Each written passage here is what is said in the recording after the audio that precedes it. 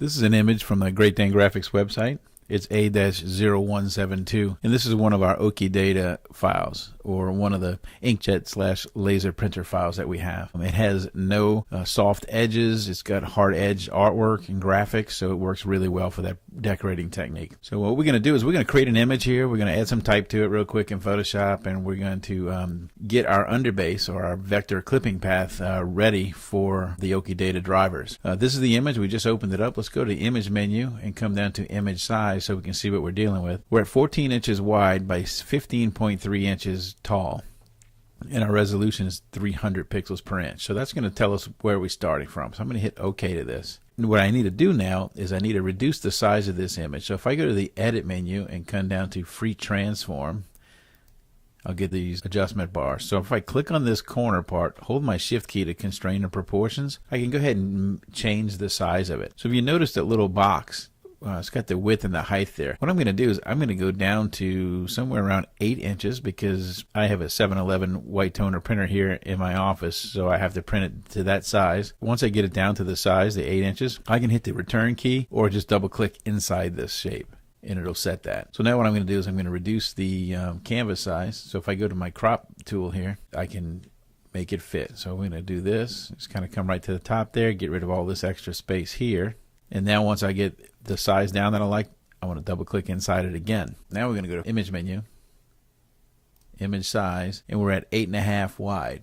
Well, we're going to print this to an 8.5 by 11 piece of paper. So I'm going to go ahead and change the size of this to 8. That way it will fit on that paper without a problem. And I'm going to hit OK. And now what I want to do is I want to put some type here at the bottom. So I have to add canvas, because right now it's too tight to put any type into unless we go over here. But I think visually I want it to look like this image is coming out of type. Let's do that. Let's go to the image menu, come down to canvas size. And what I want to do is I want to make the height 11 inches. But I want to put all of my artwork at the top of my screen, which will be up in this area. And I'm adding space to the bottom because it's centered. So I'm going to add the rest of that room to the bottom of my document here. So if I hit OK, you can see what happens. My image stayed at the top, and we added room here at the bottom to add some type. So now we got that done. Let's go ahead and grab our type tool here and click inside here, and let's do ocean breeze. Why not? For something like that.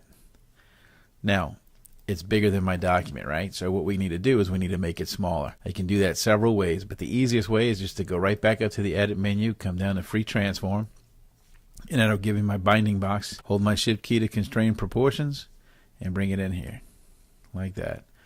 And you can set it to whatever size you're looking for. But this is kind of the look I'm looking for. I just want it to look like this image is bursting out from where my type would be. So I'm going to do it like that, maybe give it a little bit more room. Now if you notice we got a lot of dead space at the bottom. I don't like to keep it that way, so I'm going to go back to my crop tool, click on it, and I'm just going to grab my bottom here, and I'm going to kind of center it or just get it spaced out properly now. So that looks pretty good. So let's do this. We're going to zoom in so you can see it, and we're going to colorize this type here. Remember, we have to create a vector path in order, or clipping mask, in order to get the white toner to print properly to our Oki printers. So right now what I'm going to do is I'm going to double click my T icon in my layers palette here, and it's going to select my type, as you see. So now if I wanted to change the color of that type, this is how you do it. So if I click on this little black box, mine happens to be black, yours may be a different color. It just depends on what the color type is that you have, or the color foreground color you have in your toolbox. So what I'm going to do is I'm not going to choose a color. I could pick any color I want this way, but I think what I'm going to do is I'm going to mouse into my image, and we're going to pick like a dark blue part of the image, so that it'll select it like that. And if you notice my type here, it changed colors. So that looks pretty cool. I'll hit OK. So now let's just go ahead and click off of it. That looks pretty good, but what if we wanted a little green or a teal green stroke to it? If you go to your layers palette over here, you see a little FX icon. I'm going to click on that, and we're going to come down the stroke. And in here, I can change my stroke size. But the first thing we're going to do is come down the color and do the same thing. We're going to mouse out and pick a color that we want to use.